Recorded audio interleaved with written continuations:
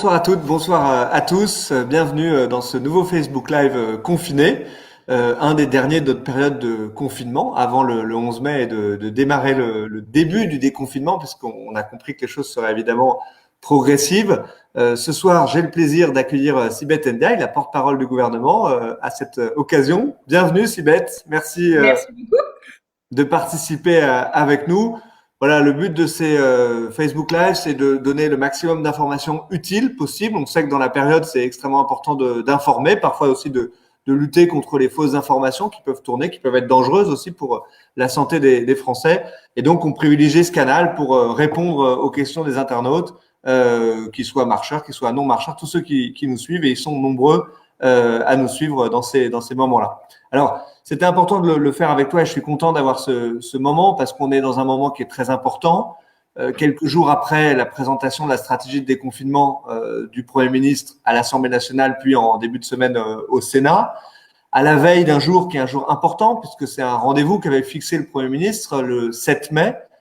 C'est le jour où on fera le point sur la situation sanitaire qui conditionnera d'une certaine façon notre capacité à démarrer le déconfinement. Et donc, je pense que c'est important peut-être, et je vais te poser la première question avant de prendre les questions des internautes, d'expliquer pourquoi est-ce qu'il est nécessaire de démarrer ce déconfinement et pourquoi le gouvernement a choisi de le faire maintenant ou d'ici quelques jours en tout cas. Merci beaucoup Stan pour l'invitation. Ça me fait très plaisir de pouvoir participer avec toi à ce live confiné de La République en marche. Alors pourquoi déconfiner? D'abord peut-être que c'est important de se rappeler à quoi ça a servi de confiner. Quand le président de la République et le Premier ministre ont décidé de mettre en place cette mesure absolument inédite qui est celle du confinement, c'était parce que on était au tout début d'une vague épidémique et on avait peur que ça se transforme en tsunami. On avait peur que le système sanitaire n'arrive pas à absorber tous les malades potentiels qui pouvaient atterrir à l'hôpital. Et donc, on a fait un choix qui était un choix inédit pour notre pays et en même temps très dur pour tous les Français parce que on mesure tous que ça représente encore aujourd'hui d'être confiné et de pas pouvoir avoir la liberté de mouvement qu'on a habituellement. Et ça a marché.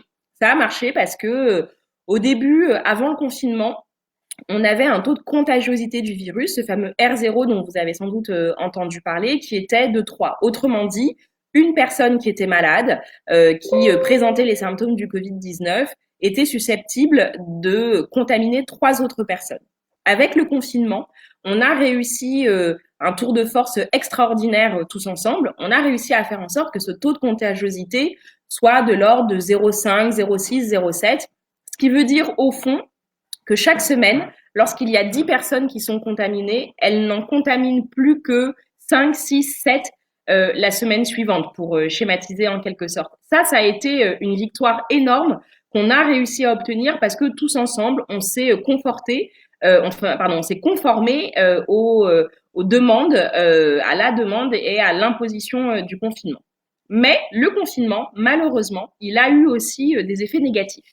Il a eu des effets négatifs d'un point de vue sanitaire, parce qu'on a constaté qu'il y avait beaucoup de gens qui renonçaient à faire certains soins, par exemple des soins de dépistage des cancers, qui n'arrivaient plus à aller chez le médecin, parfois par crainte de déranger le médecin, parfois par crainte d'attraper le Covid en allant à l'hôpital ou chez leur médecin traitant, et qui du coup avaient certaines pathologies chroniques, comme par exemple du diabète ou de l'hypertension, qui étaient plus bien suivies. On a aussi vu, par exemple, qu'on avait des suivis de grossesse qui se faisaient pas bien avec des échographies, les fameuses échographies trimestrielles qui se déroulaient pas au bon moment. Donc, on avait quand même des craintes sur le sanitaire à cause du confinement. Et Les puis, vaccinations des enfants aussi. exactement, pour la vaccination des enfants. Et donc, ont émergé aussi, en dehors de ces craintes sur le sanitaire, hors Covid, des craintes sociales. Parce que on s'est rendu compte que plus le temps passait et plus on avait notamment pour les enfants, de la désocialisation, des difficultés pour les plus petits à pouvoir être autonomes dans le travail qui était fait à distance avec l'école, malgré tous les efforts de l'éducation nationale. Et puis, on a aussi des enfants qui, parce qu'ils n'ont pas forcément, ils sont pas dans un milieu social en fait qui est très favorisé, sont dans une difficulté supplémentaire. Et au fond, la crise du coronavirus avec le confinement, ça a exacerbé des inégalités existantes. aussi pour des gens qui sont, j'allais dire, aux marges du marché du travail, qui enchaînent les petits jobs, qui ont des contrats courts, des CDD qui se renouvellent et qui, du coup, avec l'arrêt total de l'activité économique, se trouvaient dans des situations très difficiles et venaient dans les banques alimentaires alors qu'habituellement, ils n'en étaient pas usagers. On a eu aussi des alertes, évidemment, sur les violences intrafamiliales. On a vu qu'il y avait une augmentation importante du nombre de signalements sur les différentes plateformes téléphoniques ou Internet pour les violences sur les femmes, pour les violences sur les enfants. Et ça nous a amené à considérer qu'il fallait envisager le déconfinement. Mais ce déconfinement, on ne l'envisage évidemment que dès lors qu'on a réussi à maîtriser la vivacité de l'épidémie. Elle n'a pas disparu, c'est très loin d'être le cas, mais on a réussi à contenir les choses. On a réussi à faire en sorte que notre système de santé soit jamais submergé, et ça n'a été à aucun moment le cas. Jamais on a dû trier des patients pour dire que certains avaient le droit ou pas de pouvoir bénéficier de soins. On n'a jamais été dans cette situation-là. Donc les choses sont stabilisées maintenant avec une décrue lente et régulière du nombre de gens qui sont hospitalisés en réanimation. C'est donc le bon moment pour entamer quelque chose qui va être très progressif, qui ne nous fera jamais revenir à la vie normale, tout du moins dans les mois à venir, qui est ce fameux déconfinement. Ouais, c'est vrai que tu as raison de revenir sur cette période de confinement et aussi sur les difficultés que ça génère. D'ailleurs, je le dis à ceux qui nous écoutent, vous pouvez réécouter les lives. On en a eu avec Marlène Schiappa, avec des questions très précises sur les violences intrafamiliales notamment, avec Adrien Taquet sur la question de l'enfance. Ce sont des questions qui sont essentielles et je vous invite vraiment si vous avez des questions sur ces sujets, pouvoir regarder ces lives. Alors, on se projette maintenant sur le déconfinement. Le Premier ministre l'a indiqué, ça sera sur la base de données rationnelles qu'on va continuer à avancer. Il y a une stratégie qui consiste à poser des bornes d'une certaine façon dans le temps pour faire les choses progressivement.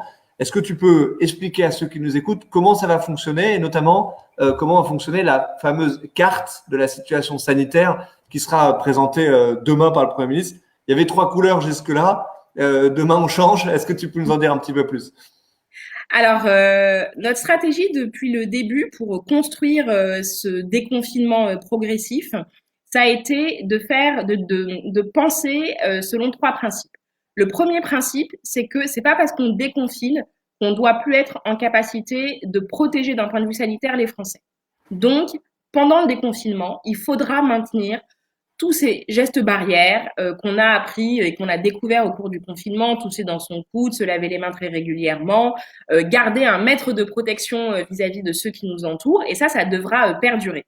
On a ajouté une chose nouvelle par rapport à ces gestes barrières, c'est un geste barrière supplémentaire qui est le port du masque, en sachant bien le porter, ce qui n'est pas forcément évident, en sachant aussi qu'il ne protège pas, il n'exonère pas de tout le reste.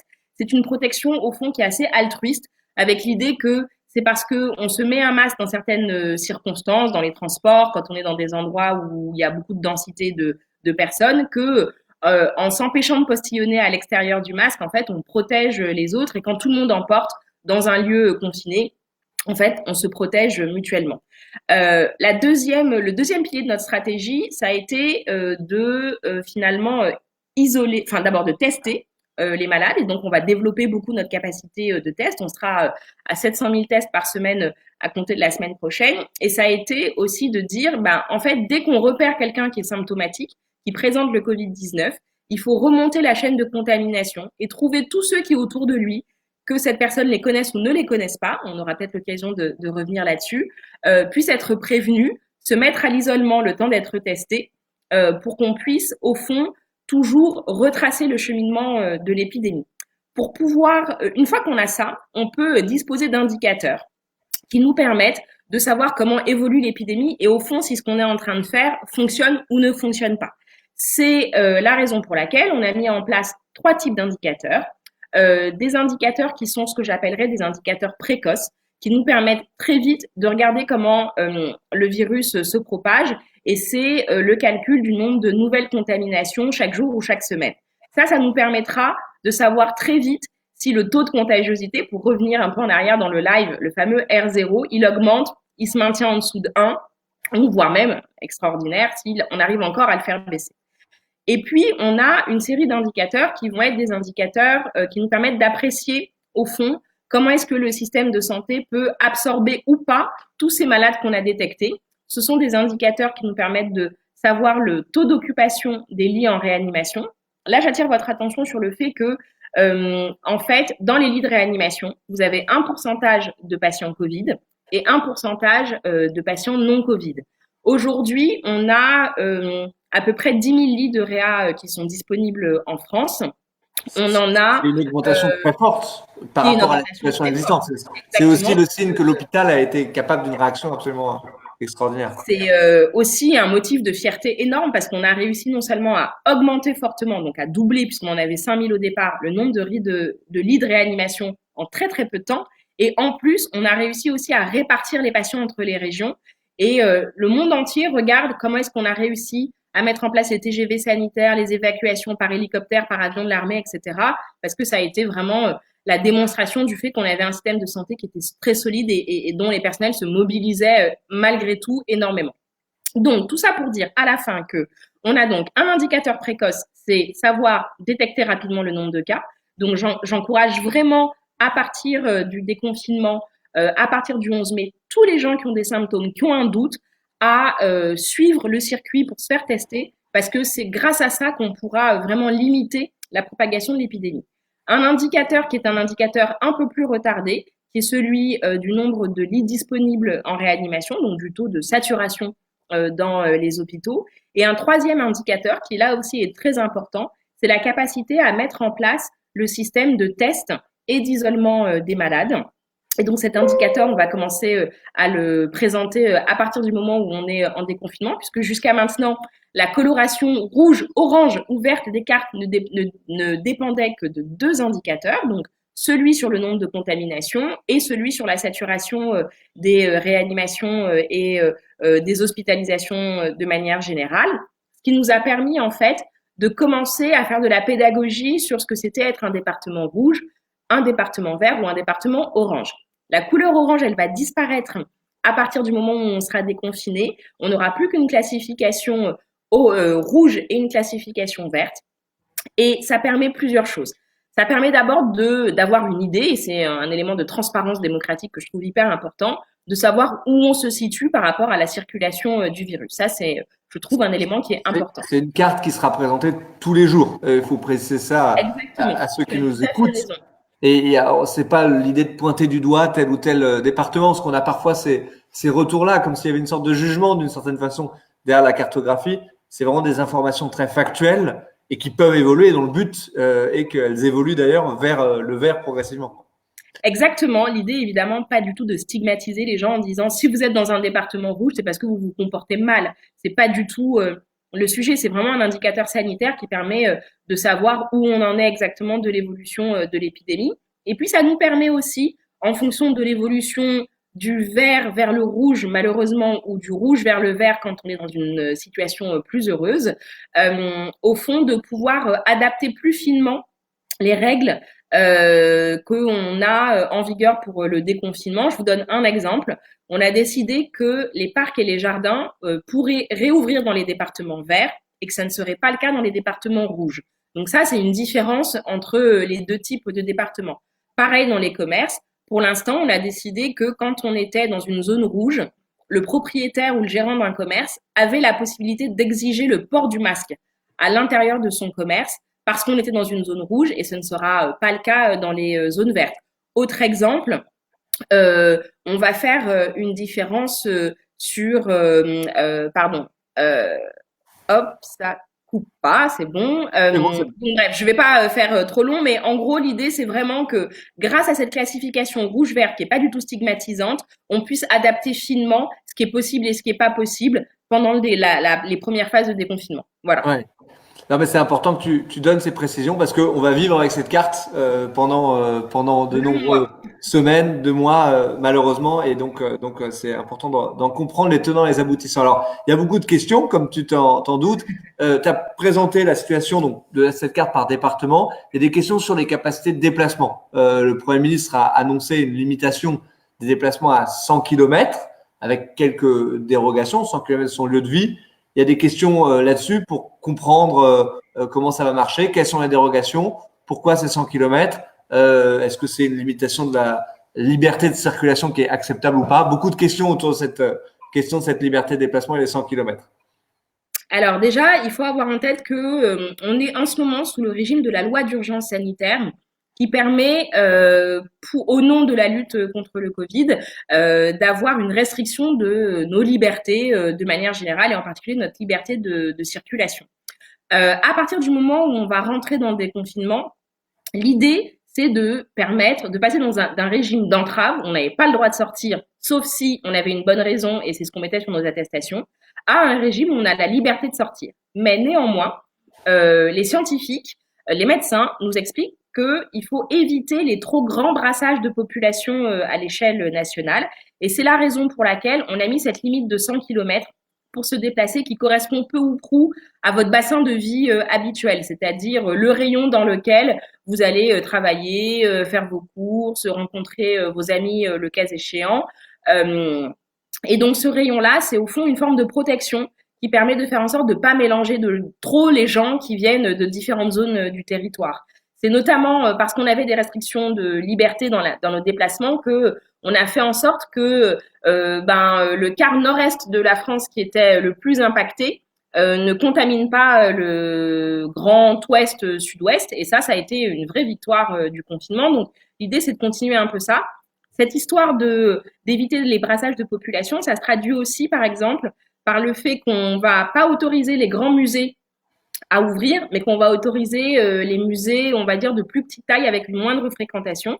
Parce qu'on sait qu'un grand musée, si je prends le Louvre, par exemple, si je prends le musée Pompidou à Paris, c'est des musées qui drainent des gens qui viennent pas que de Paris intramuros.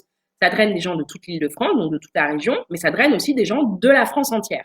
Et donc, c'est des musées qui sont très attractifs de ce point de vue-là. Et du coup, ça fait des brassages de population. Alors que quand vous êtes dans des musées qui ont une moindre fréquentation, ce qu'on appelle des petits musées, je trouve pas ça très sympa pour les musées en question. En taille. En taille. Voilà, on a moins de fréquentation, donc potentiellement, ils ont une zone de visiteurs qui viennent plutôt d'autour du musée, et donc ça permet d'éviter les brassages de population. Et c'est aussi la raison pour laquelle, par exemple, on a décidé de donner la possibilité au préfet de fermer les centres commerciaux de plus de 40 000 mètres carrés. Parce qu'en fait, on sait que les très grands centres commerciaux comme ça, c'est des centres commerciaux où on draine des gens qui viennent de plusieurs régions différentes.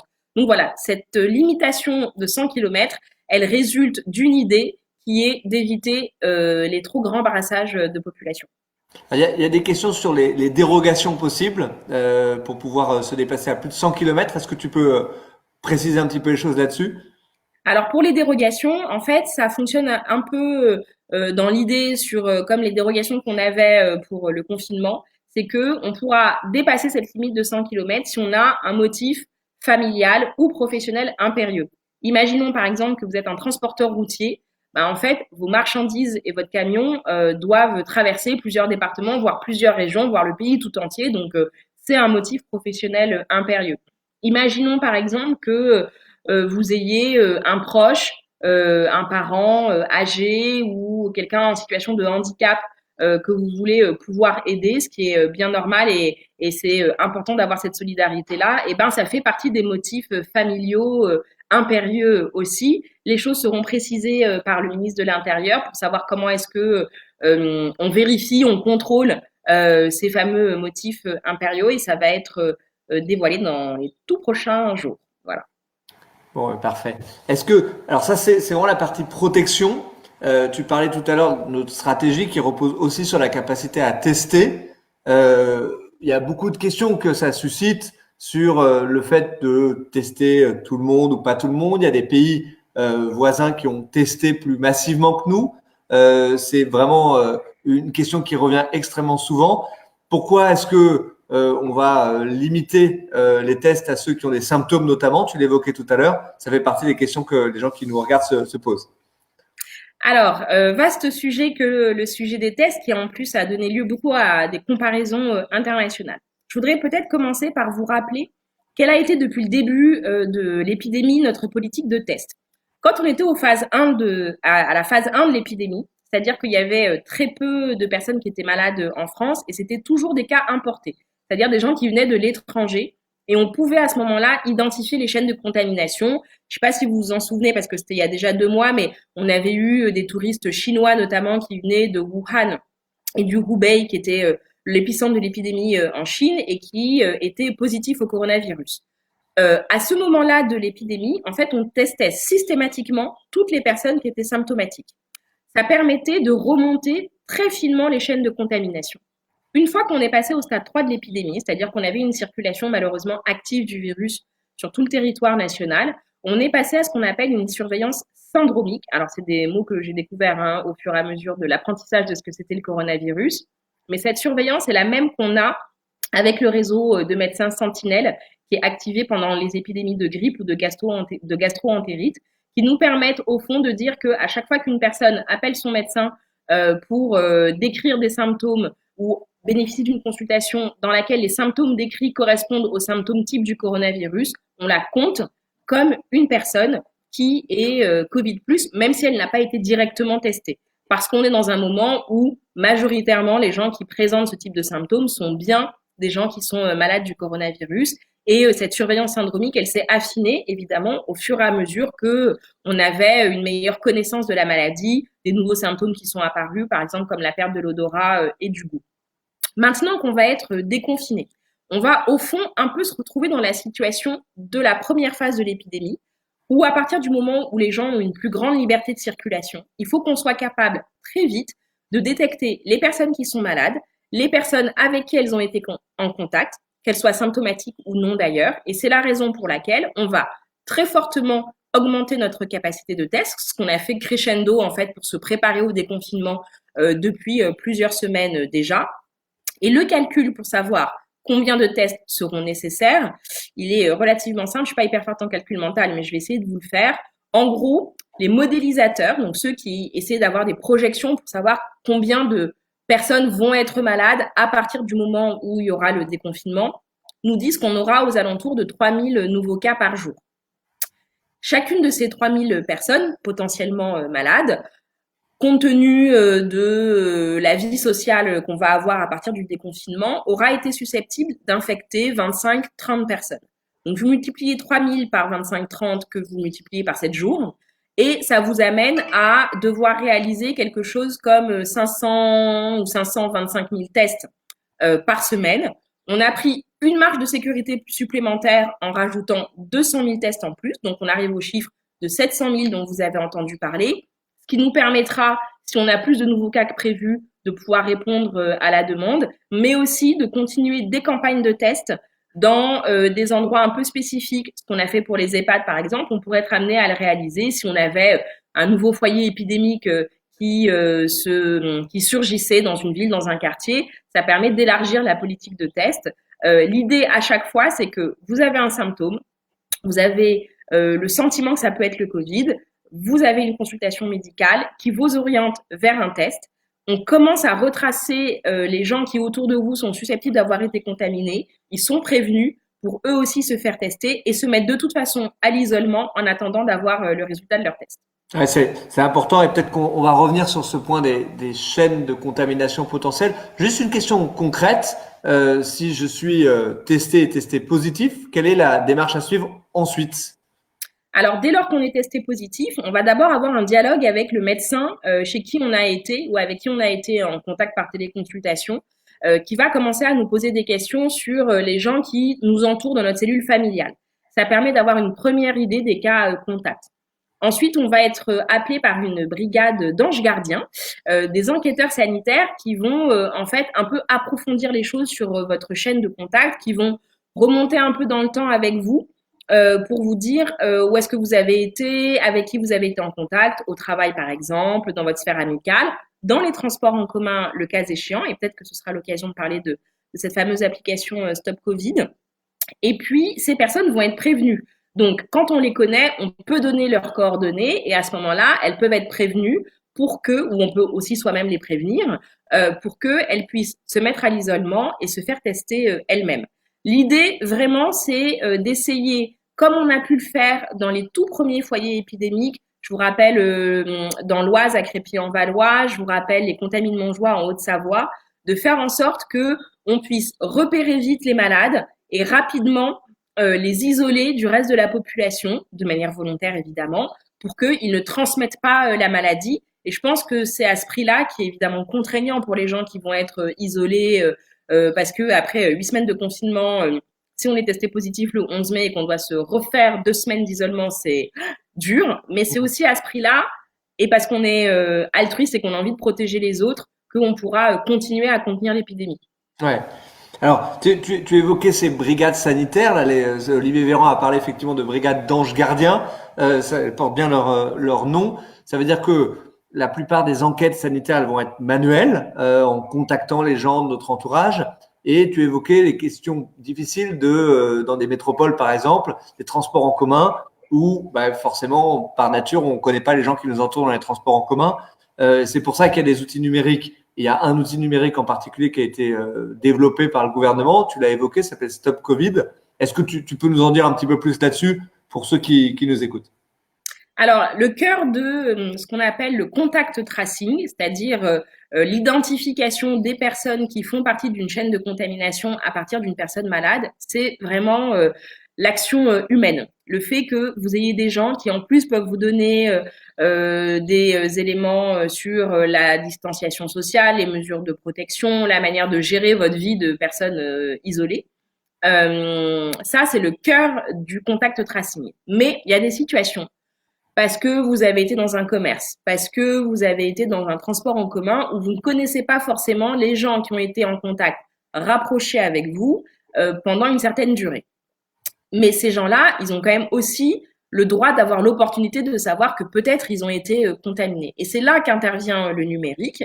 Le principe de l'application Stop Covid, c'est de faire dialoguer des portables par Bluetooth. Donc ça ne repère pas, ça ne géolocalise pas l'endroit où vous avez été. Donc c'est assez protecteur de la vie privée de ce point de vue-là.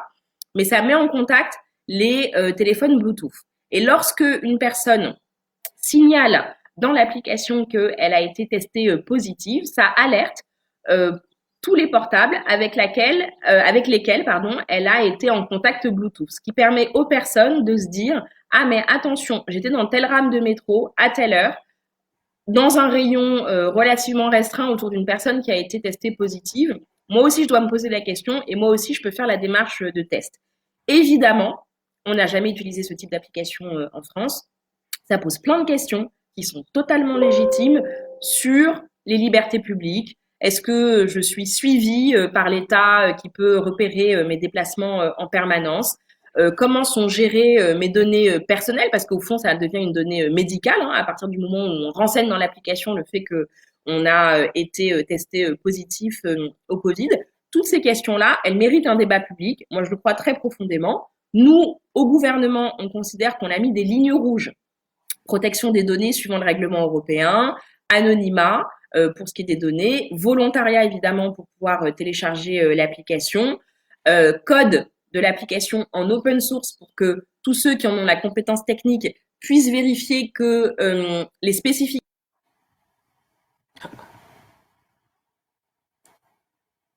Alors, visiblement, nous avons un problème technique. Je ne sais pas si on va récupérer Sibeth. On va se laisser quelques secondes.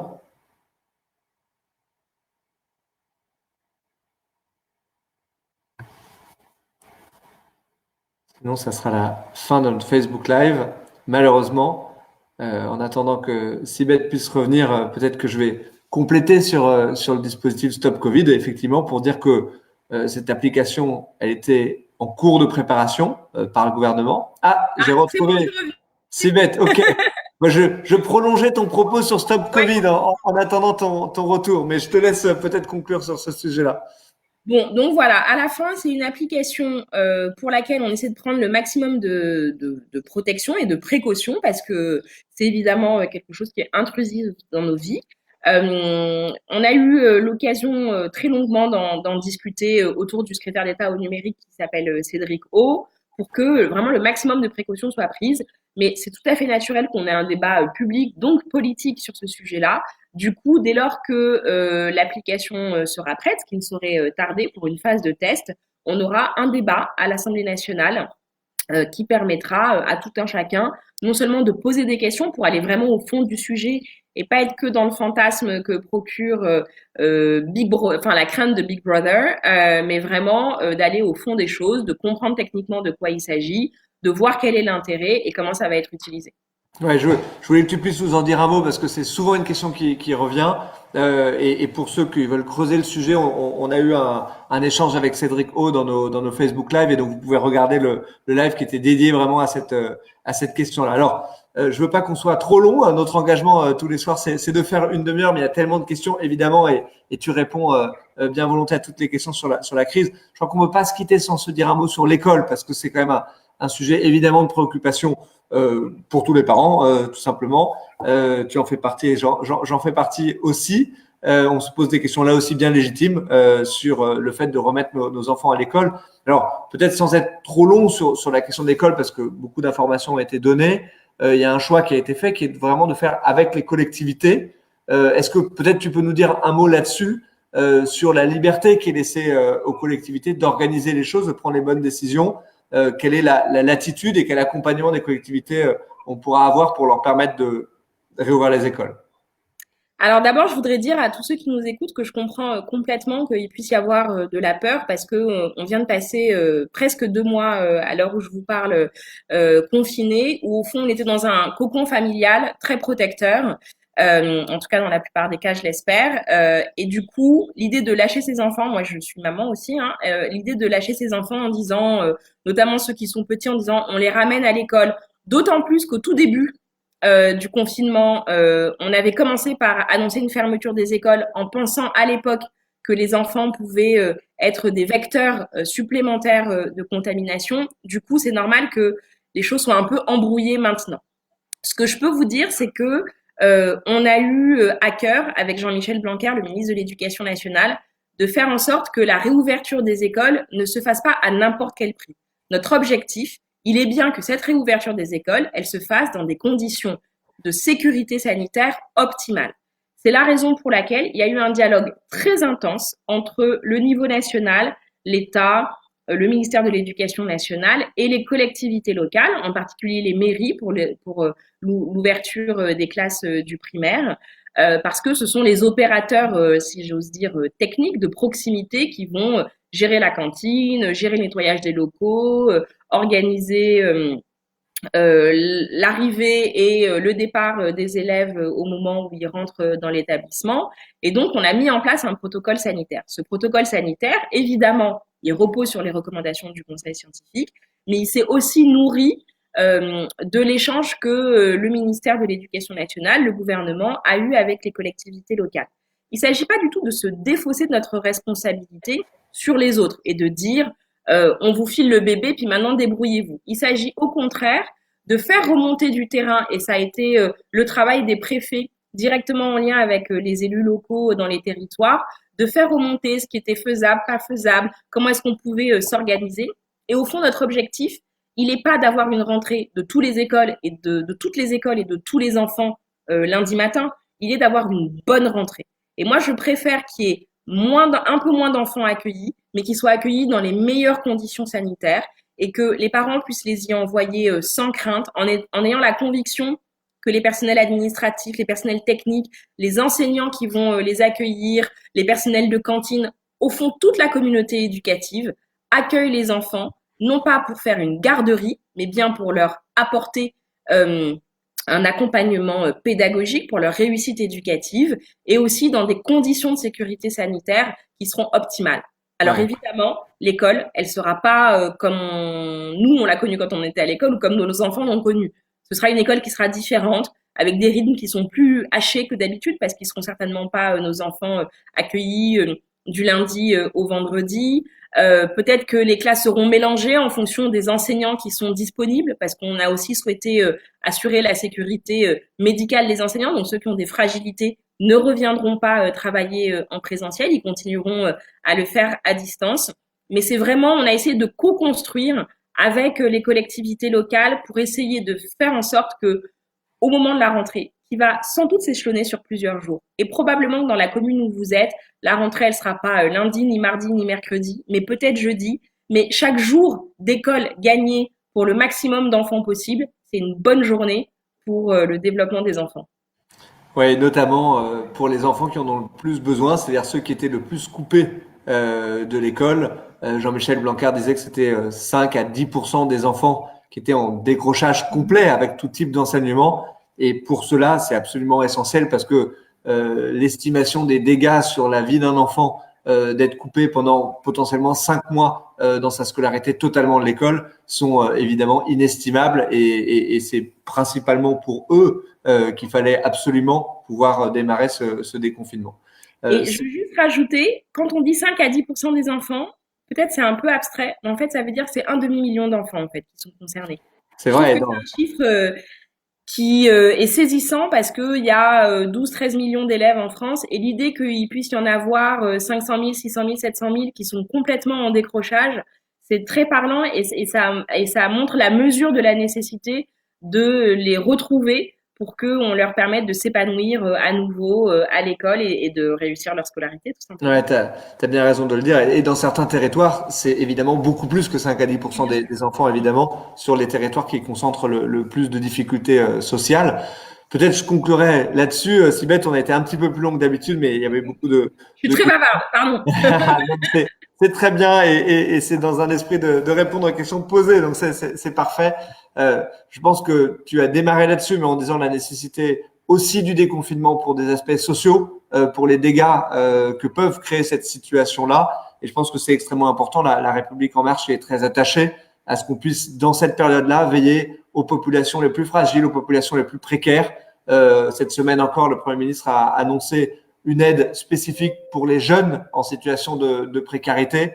C'est très important. Ce mois aussi, ce sera un mois de versement pour les familles qui bénéficient aujourd'hui du RSA. Il faudra certainement poursuivre cet effort-là pour ceux qui ont des difficultés à nourrir leurs enfants, tout simplement, pour certaines familles. Et c'est évidemment une crise sanitaire, mais aussi une crise sociale, malheureusement, qui va perdurer sur les mois qui viennent, face à laquelle nous faisons face. Voilà, donc je crois que la solidarité, l'union des Français, c'est aussi quelque chose qui est extrêmement important dans la période. Sibeth, merci beaucoup Merci à d'avoir toi. répondu aux questions. Merci à tous qui avaient suivi ce live. Voilà, j'espère qu'on a pu vous informer du mieux possible. Restez chez vous. Il y a encore quelques jours avant le déconfinement, mais surtout, y compris après, restons prudents, civiques, respectons les gestes barrières. Et c'est comme cela que nous viendrons à bout de ce satané virus. Bonne soirée à tous. Salut.